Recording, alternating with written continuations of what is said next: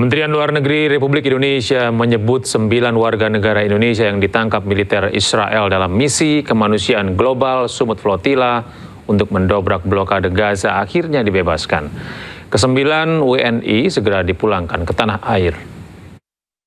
Dengan penuh rasa syukur menyampaikan bahwa 9 warga negara Indonesia yang ditangkap oleh militer Israel dalam pencegatan kapal dan penangkapan relawan yang tergabung dalam Global Sumut Flotilla 2.0 saat ini dalam perjalanan meninggalkan wilayah Israel menuju Istanbul, Turki, dan akan segera melanjutkan perjalanan kembali ke tanah air.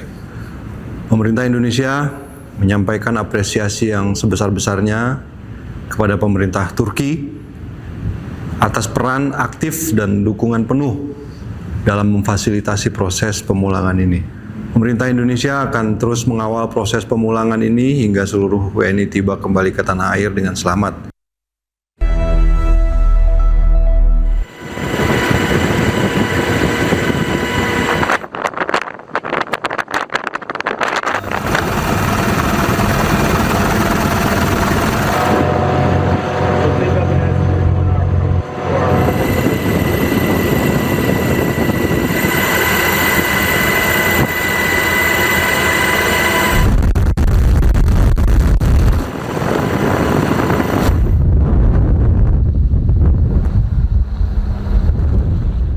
Pemirsa, Marinir Amerika Serikat mencegat kapal tanker Iran di Teluk Oman karena dinilai melanggar blokade. Pasukan Amerika menyerbu ke atas kapal dan melakukan penggeledahan.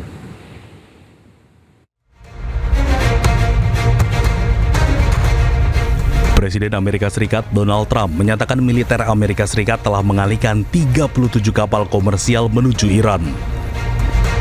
Hal ini dilakukan dalam upaya menegakkan blokade terhadap pelayanan menuju dan dari pelabuhan Iran melalui Selat Hormuz. Amerika Serikat tetap mempertahankan blokade terhadap kapal-kapal yang berlayar menuju atau keluar pelabuhan Iran melalui jalur strategis tersebut. Gangguan aktivitas pelayaran di Selat Hormuz menimbulkan kekhawatiran terhadap pasokan minyak, bahan bakar, dan gas global. The stock market is higher now than it was before I started the Iran situation. And on the Iran, I had no choice because they were going to have a nuclear weapon. We're not going to give them a nuclear weapon. But that's going to end soon, one way or the other. Oil is going to come tumbling down. There's so much oil. We have 1,600 ships in the Strait that are loaded up with oil that are going to be coming out very soon. So we'll have to see. But the military has been unbelievable. The blockade has been infallible. Not one ship has gotten through the blockade. 37 have tried. They all wish they didn't. Trump juga menegaskan tekadnya mencegah Iran memiliki senjata nuklir. Ia memberi tambahan waktu bagi Iran menyepakati perjanjian damai baru dan menegaskan Amerika Serikat siap melancarkan serangan lanjutan jika negosiasi gagal mencapai hasil. Menurut Trump, situasi saat ini berbeda di titik yang sangat rawan dan dapat berubah cepat sewaktu-waktu.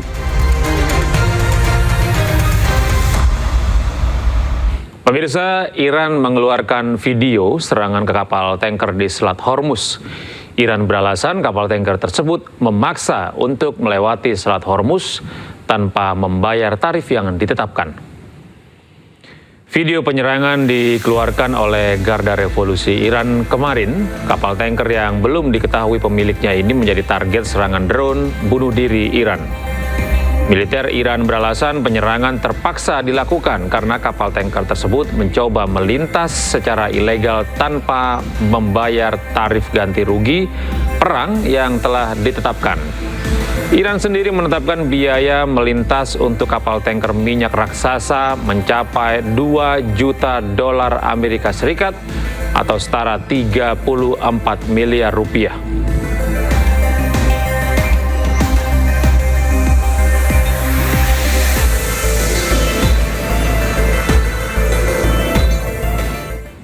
Pemirsa, puluhan kapal dan tanker minyak masih terdampar di Teluk Oman akibat blokade di Selat Hormuz. Sementara itu, Iran terus berkoordinasi dengan Oman untuk mengembangkan mekanisme navigasi di Selat Hormuz.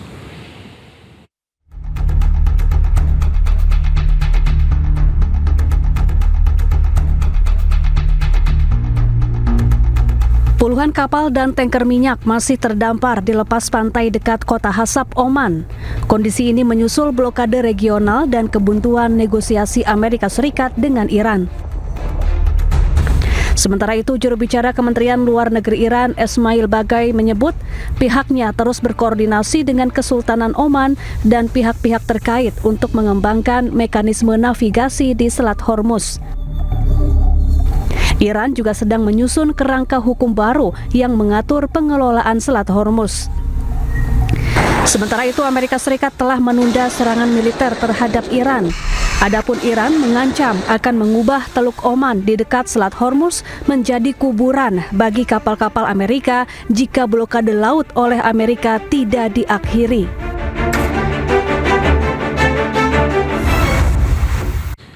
Pemirsa, puluhan pesawat tanker Amerika Serikat terlihat di Bandara Ben Gurion, Israel. Kehadiran pesawat-pesawat pengisi bahan bakar ini dikerahkan ke Israel sebagai bagian dari dukungan logistik operasi militer jarak jauh di kawasan Timur Tengah.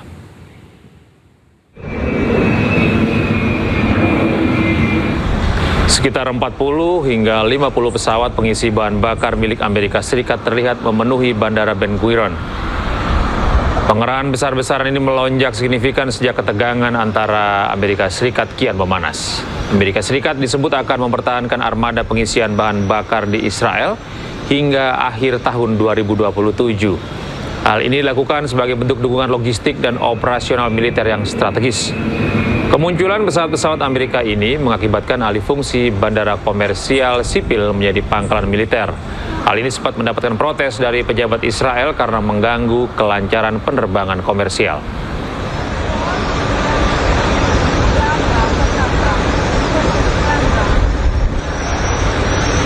Pemirsa, Amerika Serikat dilaporkan menunda serangan terhadap Iran karena adanya pelaksanaan haji. Jika diluncurkan serangan tersebut, hanya akan memicu krisis di negara-negara Timur Tengah.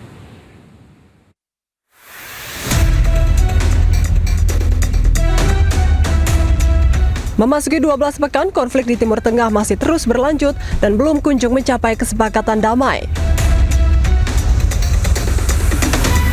Media Roya News English melaporkan bahwa kepala negosiator Iran Muhammad Ghalibaf mengatakan meskipun di bawah tekanan ekonomi dan politik, Amerika Serikat berupaya memulai kembali perang dan berharap Iran menyerah.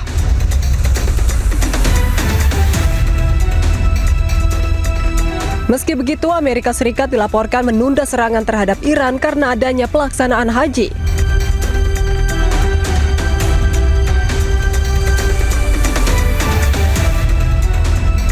Dilansir dari media Middle East Eye, serangan yang sebelumnya direncanakan diluncurkan pada hari Selasa ditunda atas permintaan negara-negara Teluk.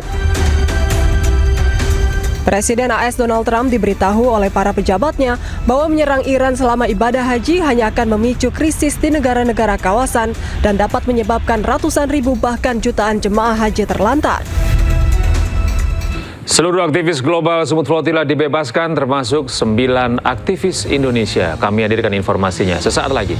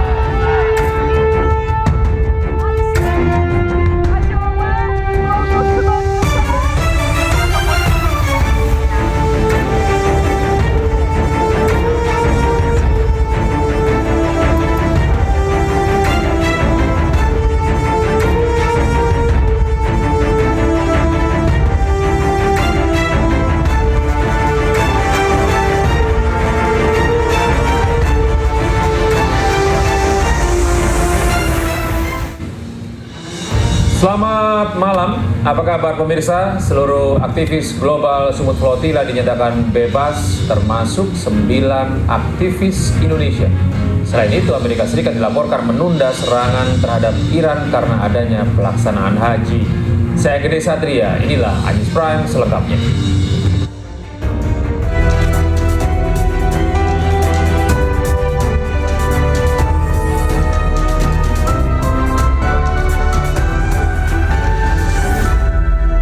Pemirsa, untuk mengetahui informasi terkini terkait pembebasan aktivis global Sumut Flotilla termasuk 9 warga negara Indonesia sudah terhubung bersama kami Dewan Pengarah Global Peace Convoy Indonesia GPCI, ada Mas Irfan Nugraha.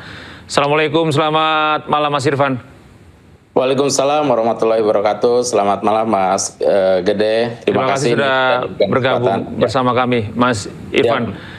Mas Irfan, sampai saat ini informasi seperti apa yang Anda dapatkan terkait kondisi para relawan yang sudah dibebaskan, termasuk ada 9 warga negara Indonesia ya?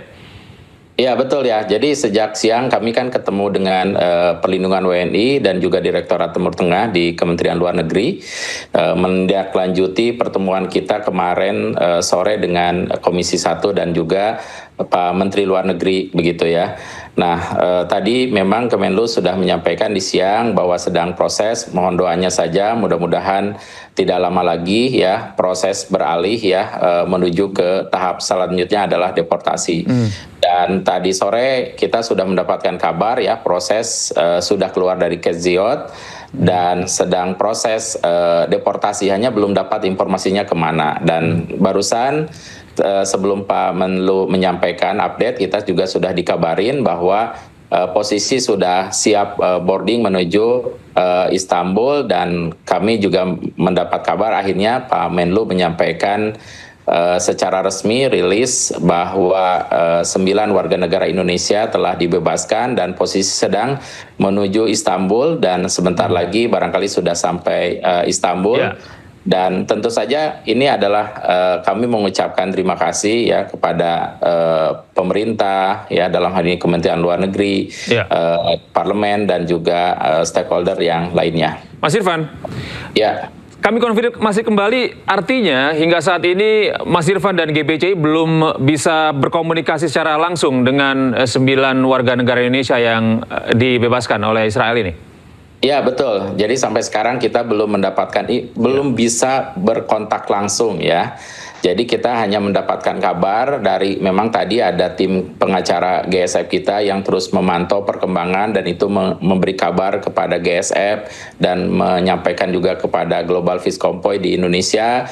Kita juga mendapat kabar dari misalnya Kementerian Luar Negeri ataupun juga dari DPR ya informasi ini. Tapi secara langsung belum kita mendapatkan ya. Mudah-mudahan nanti setelah sampai Istanbul kita bisa mendapatkan kabar kondisinya, karena tim dari GSF juga sudah menunggu kehadiran warga negara Indonesia yang ada di sampai atau ke Istanbul begitu. Ya, Mas Irfan, dalam beberapa hari ini kan kita melihat ada banyak sekali video viral yang menunjukkan bagaimana Israel termasuk salah satu menterinya melakukan intimidasi dan kekerasan kepada para aktivis kemanusiaan yang ditahan ini. Dugaan Anda seperti apa? Apakah warga negara Indonesia yang menjadi bagian dalam kelompok GSF ini juga mengalami penyiksaan itu?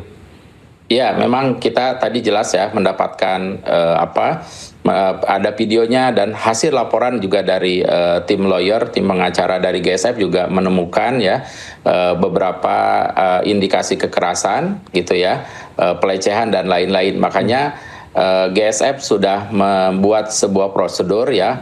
Jadi setelah sampai di Istanbul tentu pihak GSF akan melakukan juga pengecekan ya. Satu, pengecekan fisik ya, memastikan semuanya sehat gitu ya. Yang kedua tentu akan merekam ya jejak selama dari intercept, penculikan sampai akhirnya dibebaskan. Nah, itu akan didokumentasikan sebagai bahan ya. Apakah kita akan melakukan proses melaporkan ataukah juga menjadikan bahan evaluasi buat misi selanjutnya. Begitu. Ya. Mas Irfan, dalam dugaan Anda, seperti apa guncangan fisik maupun psikis yang dialami oleh 9 warga negara Indonesia yang menjadi aktivis kemanusiaan?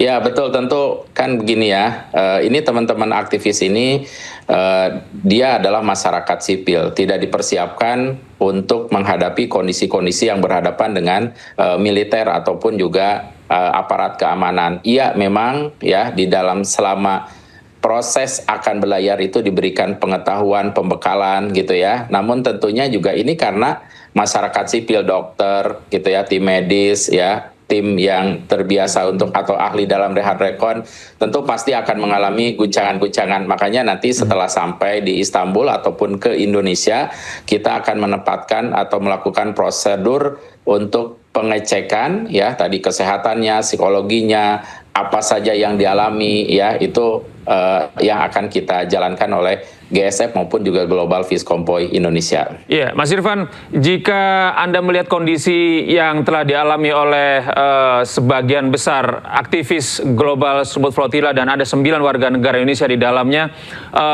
apakah ke depan akan juga terus melakukan upaya-upaya kemanusiaan ke Gaza?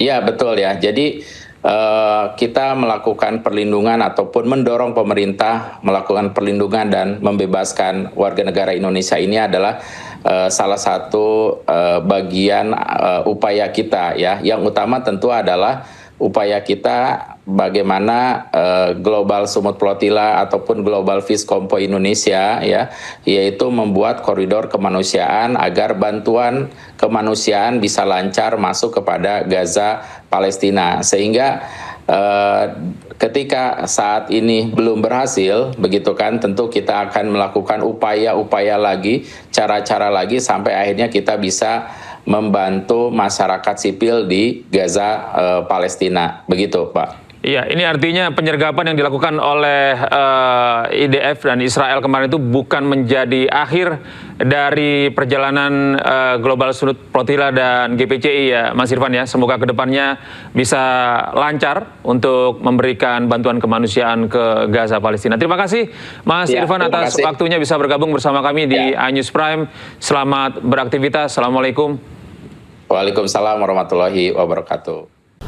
Pemirsa, acara iNews Campus Connect yang digelar di Universitas 11 Maret Surakarta menjadi sarana edukasi pentingnya literasi keuangan sejak dini. Lewat talk show bertema Fintech The Future, iNews Campus Connect bersama sejumlah lembaga keuangan digital mengajak generasi muda untuk lebih bijak dan kritis dalam bertransaksi digital.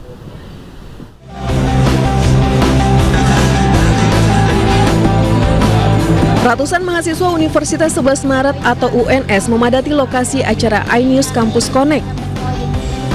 Salah satu daya tarik utama dalam acara ini adalah talk show literasi finansial yang didukung penuh oleh Grab dan OVO Finansial bersama para akademisi serta financial partner.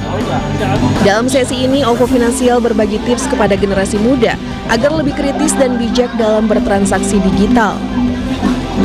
Mahasiswa diingatkan untuk tidak mudah tergiur oleh kemudahan instan, serta harus selalu memastikan layanan pendanaan yang digunakan adalah layanan legal yang resmi berizin dan diawasi oleh OJK.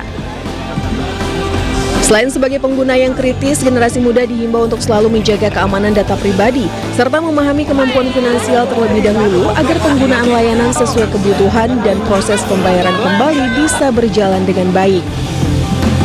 Nah, yang paling penting sih generasi muda perlu lebih kritis ya, seperti yang saya katakan tadi, dan tidak mudah tergiur oleh kemudahan yang instan. Pastikan menggunakan layanan pendanaan yang legal, yang pasti resmi berizin dan diawasi oleh OJK, serta selalu menjaga keamanan data pribadi. Selain itu penting juga memahami kemampuan finansial sebelum menggunakan layanan pendanaan digital. Contohnya, layanan digunakan sesuai kebutuhan sehingga bisa melakukan pembayaran kembali dengan baik. Karena pada akhirnya teknologi finansial bisa memberikan manfaat besar kalau digunakan secara bijak dan bertanggung jawab. Kolaborasi ini diharapkan dapat melahirkan generasi muda yang lebih siap secara mental dan finansial dalam memanfaatkan teknologi secara bijak dan bertanggung jawab. Dari Surakarta, Jawa Tengah, Hadisti Arifah, Fihir Fauzia, iNews melaporkan. Kita beralih ke informasi berikutnya pemirsa. Seiring populernya penggunaan mobil listrik di tanah air, kebutuhan stasiun pengisian kendaraan listrik umum atau SPKLU juga semakin tinggi. Untuk mempermudah pemilik kendaraan listrik mengisi daya, sebuah pusat pengisian kendaraan listrik umum kembali dibuka di Tanjung Priuk, Jakarta Utara. PT PLN meresmikan stasiun pengisian kendaraan listrik umum Center Tanjung Priuk, Jakarta Utara. SPKLU Center ini merupakan yang kelima di Jakarta dan menjadi yang ke-5.000 di Indonesia.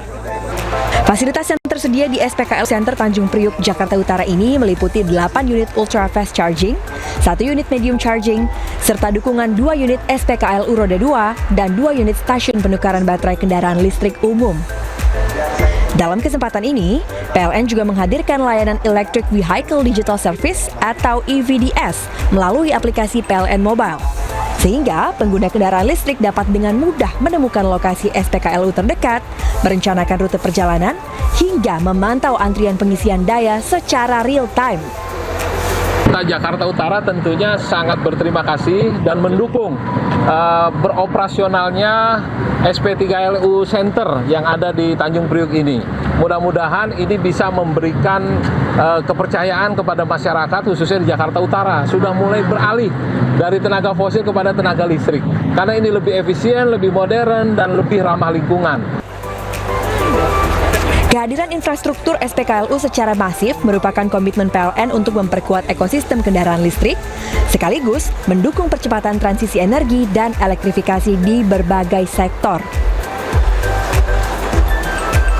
Kita harapkan dengan demikian, khususnya untuk Jakarta Utara ini, saya mengucapkan selamat juga kepada masyarakat kota Jakarta Utara dan sekitarnya. Ini adalah SPKLU yang besar, ada berapa mesin? 10 mesin? 8 mesin yang siap untuk melayani masyarakat Jakarta Utara. Mudah-mudahan peminat kendaraan listrik makin lama makin banyak dan makin terlayani dengan baik.